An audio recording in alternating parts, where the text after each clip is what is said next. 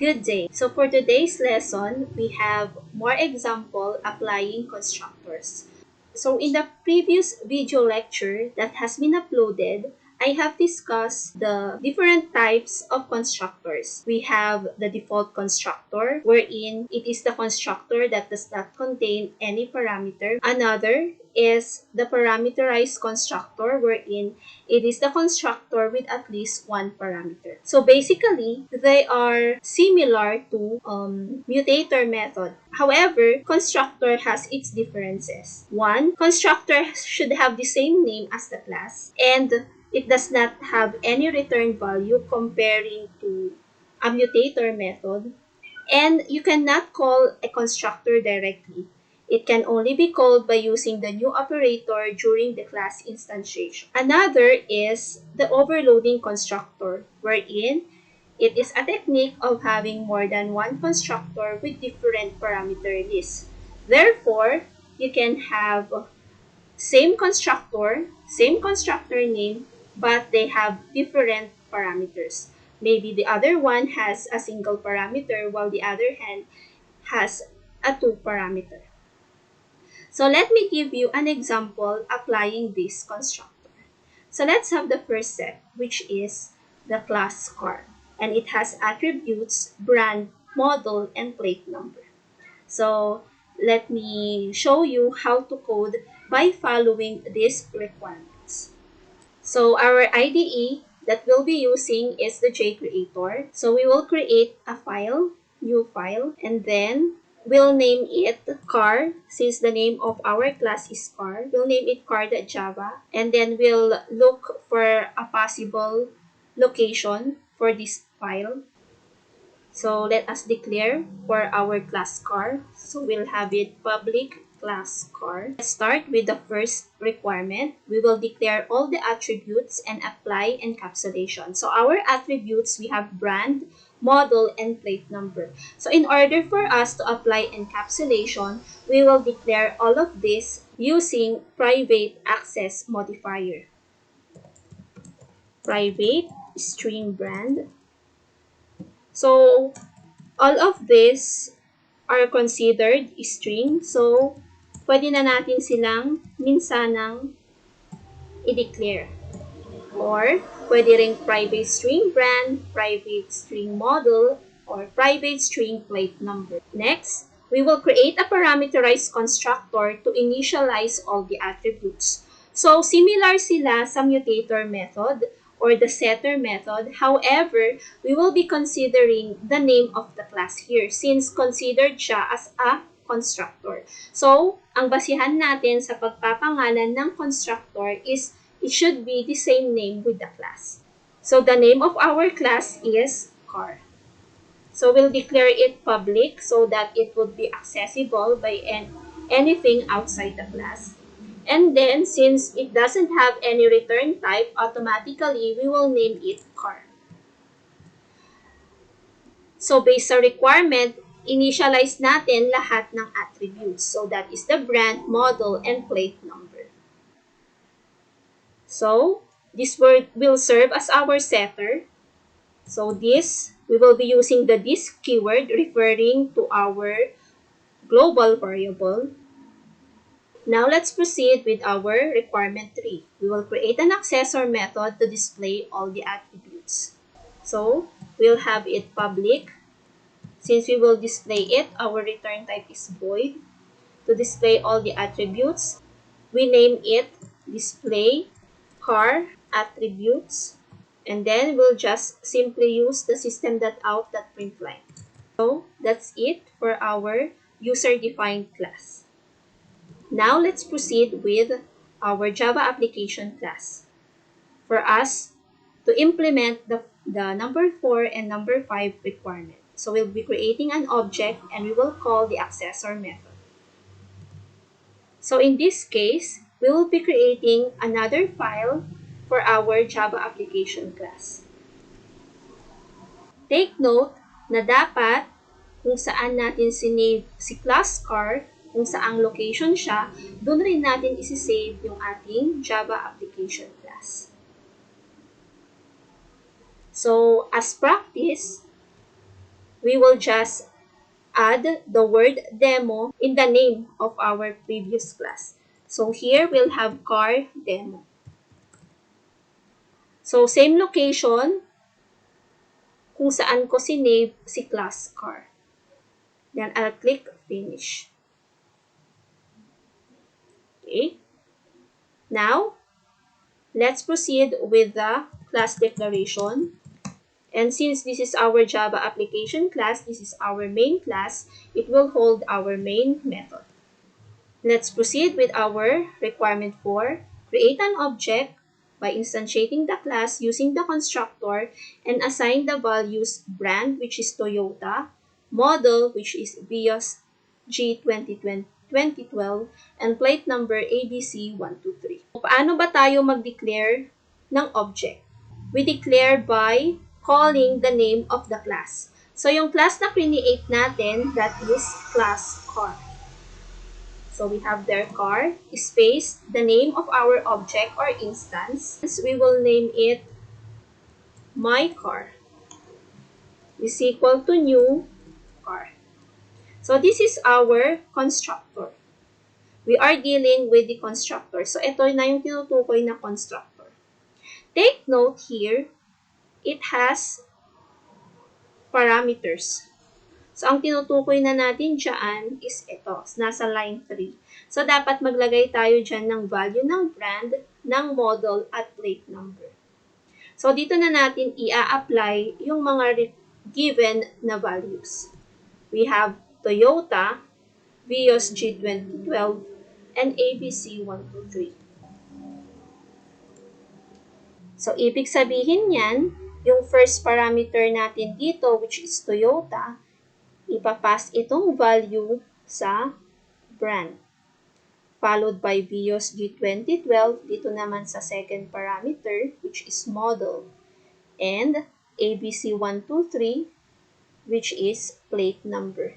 And then, i-assign na, ipapasa na sa attribute natin individually.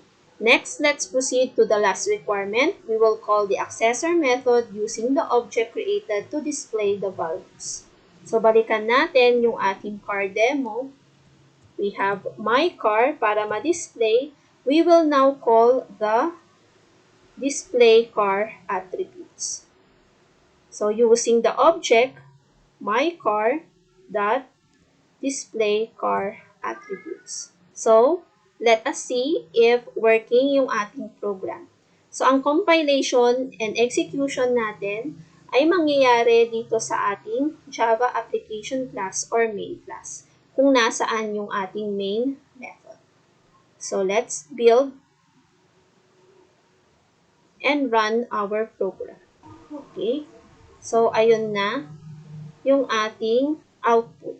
Sorry, hindi maayos yung output natin dito. So, lagyan na lang natin dito ng space and colon. Let's try. Once again, ang building and running ay sa ating main class. So, automatic, kung ano man ang changes, kahit hindi mo siya sinave dito sa mismo class, kung saan man yung error, connected naman siya doon sa Java application class, automatically, masisave na siya. Okay? So, this is one example applying parameterized constructor. Next example program is we have the class book and it has attributes, title, author, and year. So let's start. So again, we'll be creating another file. I will save it to my folder, OOP. The name is book or the class is book.java. Then we will declare public class book. So the first requirement, declare all the attributes and apply encapsulation. So meaning, we will be declare these attributes into private. We have title, author, and year. So our title and year and the author, I should say, are both string. While for the year, we will declare it int. Next, we have create a parameterized constructor for title and author. So again, in declaring for a constructor, it should be the same name with the class. So again, we'll be using the public modifier, no return type, and immediately the name of the constructor, which is the same name with the class. It will hold the title and author. So string title, string author. Then, in passing of value, we will pass it to our global variable using our this keyword. Next, let's have the requirement 3.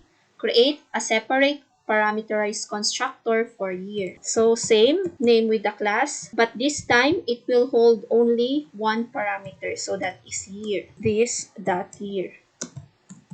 So this is an example already of overloading constructor. They have the same name, but they have different parameters. This one holds two parameters, while this one only one parameter. Let's proceed. Create an accessor method to display all the attributes.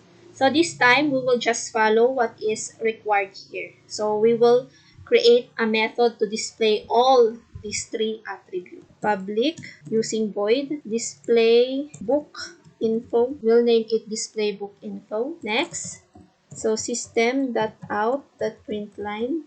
Okay, so that's it for our user-defined class for our attributes, constructors, and accessor method. Now let's proceed with 5, 6, and 7. This will fall under the Java application class. So we'll be creating again another file for our main class. So we'll be creating new file. Again, kung saan natin sinave yung ating unang file or unang class, doon din dapat natin siya isave. So dagdagan lang natin ng demo or ng Java app para ma-distinguish natin na they are connected with one another. So, public class, book demo, then our main method. Let's proceed with item 5. Create an object using the constructor and assign the following values. Juan de la Cruz and book in Java programming. So, this is under the parameterized constructor in number 2. So, the class that we are creating an object is the class book. So, book, example, book 1 is equal to new